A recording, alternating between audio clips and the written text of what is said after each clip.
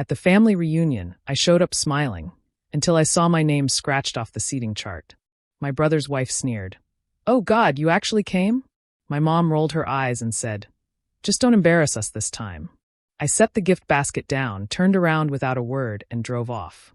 They were still laughing when I left, until the check started bouncing, the credit card was declined, and the utilities got shut off. That's when the voicemail started. "Please just call us back." But I was done. Hey everyone, I'm on the road to 1,000 subscribers. If you enjoy stories like this one, don't forget to hit that subscribe button and turn on notifications. Your support helps me keep posting content like this. Now let's get into the story. I should have trusted my gut the moment I pulled into the driveway.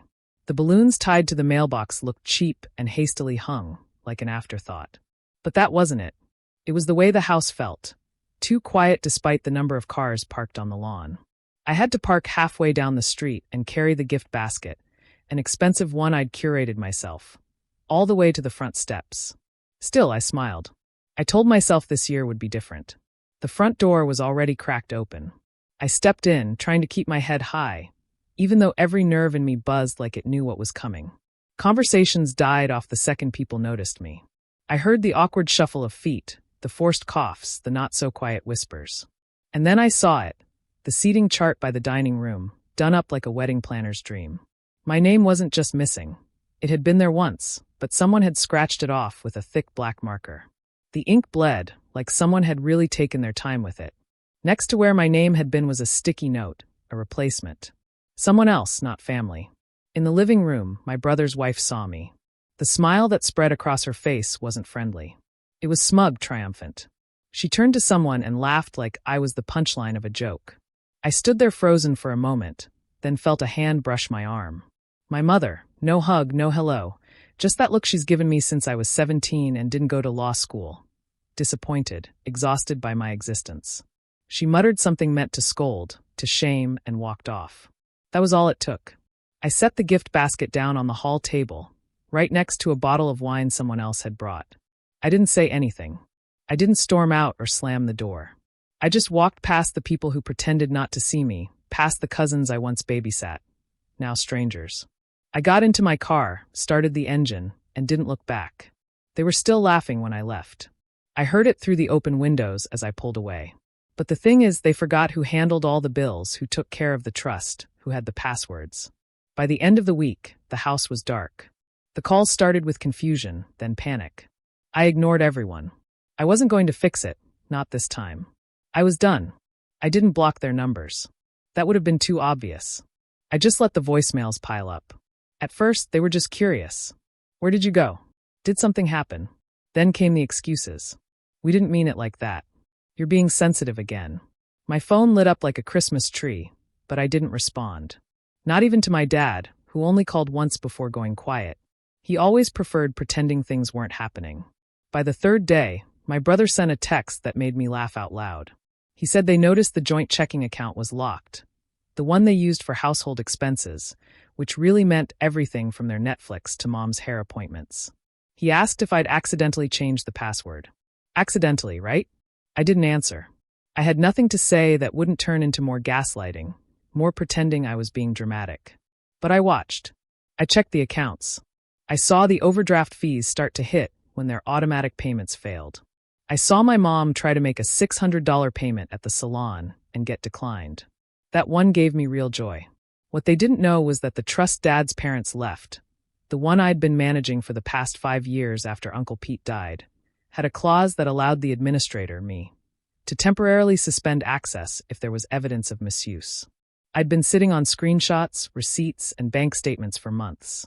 Every luxury item they swore was a necessary expense was cataloged. Every transfer they made to themselves logged. I just never acted on it, until now. They'd laughed when I walked out. They thought I was being petty, but they forgot how much of their comfortable life was being quietly held together by the person they treated like a burden. I wasn't trying to destroy them. I just wanted them to feel what it was like to be powerless in a house full of people who acted like you were invisible. By the end of the week, my aunt sent a message. She asked me to come over, said she just wanted to talk. I didn't respond. They thought they were cutting me out of their lives. They didn't realize I was the one holding the scissors. The silence lasted longer than I expected. After a week of frantic calls and guilt-laced texts, they backed off. Not out of respect. I'm not naive. They were scrambling behind the scenes, trying to fix what they didn't understand. I knew my brother would try to take control of the trust next. He's always thought he was the responsible one just because he has a LinkedIn profile and a Bluetooth headset. But the lawyer I worked with wasn't some back-alley notary. Everything was airtight. Legally, he couldn't touch a cent without my cooperation, and I wasn't feeling generous.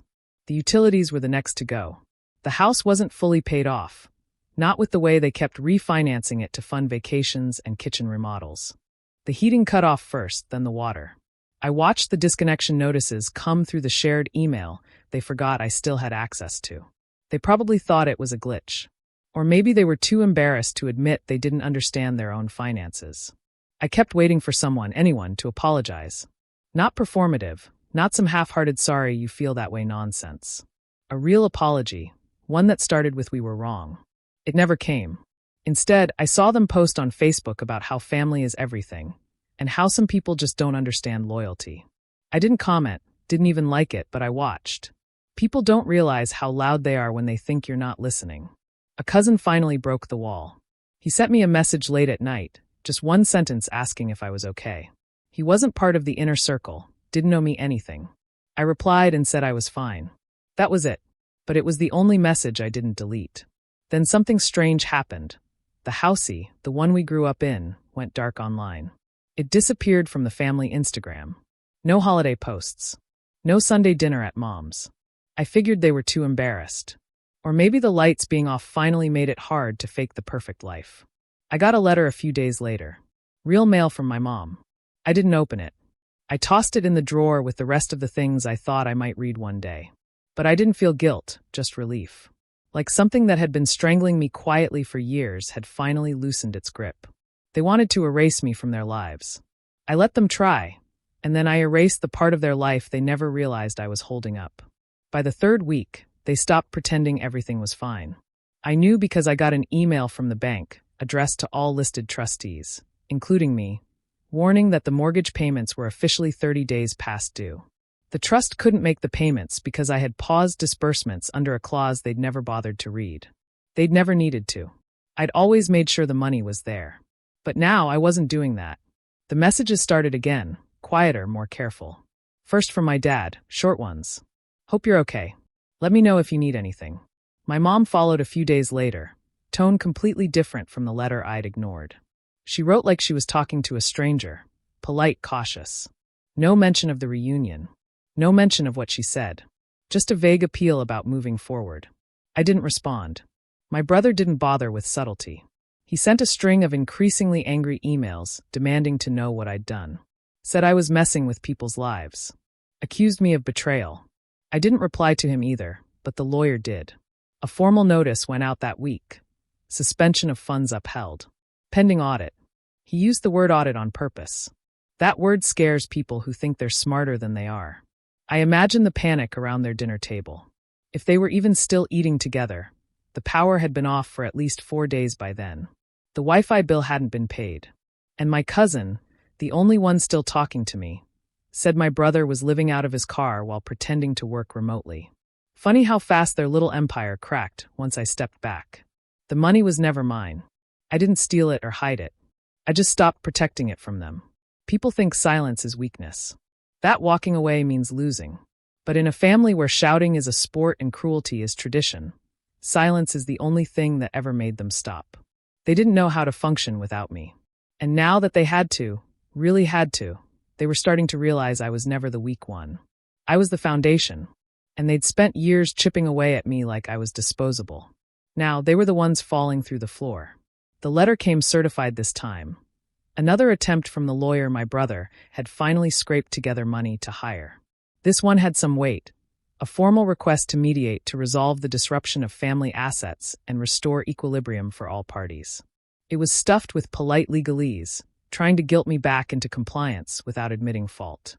I didn't answer. I forwarded it to my own lawyer, the same one who'd handled the trust for years.